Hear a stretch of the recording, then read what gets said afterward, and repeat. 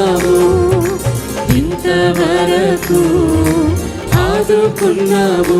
నిన్ను పూర్ణ మనసుతో ఆరాధింతున్, పూర్ణ బలముతో సేవించేదన్. నిన్ను పూర్ణ మనసుతో ఆరాధింతున్, పూర్ణ బలముతో సేవించేదన్. ఆరాధన